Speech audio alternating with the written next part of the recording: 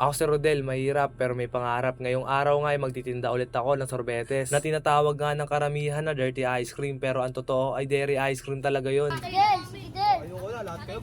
So yun nga guys, dito nga ay lumabas na nga si mama ng pabrika. Time check nga po ng mga oras na to, alas 9 na nga po to ng umaga. At so yun nga guys, dito nga ay tinatali na nga ni mama yung cart niya sa may sidecar ko. So yun guys, palis na nga kami ni mama at papunta na nga kami doon sa lakuan namin para magtinda ng sorbetes. So ma, ay ka muna sa vlog ko ma. At ngayong umaga nga guys ay maganda nga yung sikat ng panahon at sana nga mamayang hapon hindi nga to umulan. So yun guys, palis na kami ni mama. At pagkatapos nga ni mama may tali nga yung cart niya dito nga sa may sidecar ko, agad na nga rin kaming umalis. At dito nga guys, tumaan nga muna kami ng gasolinahan para magpagasolina. Mas okay na yung sigurado kaysa maubusan nga kami ng gasolina sa daan. So yun guys, papagasolina muna kami bago kami dumare-diretso doon.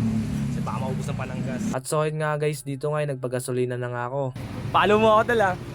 So yun guys, bigla pa nga ako dito nakakuha ng followers, kaya big shoutout sa'yo kuya. So yun na nga guys, pagkatapos nga namin ni mama magpagasolina, agad na nga rin kaming umalis. So yun guys, hanggang sa nakarating na nga kami dito sa may China Bank. Dito nga to sa may Novaliches Bayan. At dito na nga rin pala kami maghihiwalay ni mama para magumpisa na nga maglako ng sorbetes.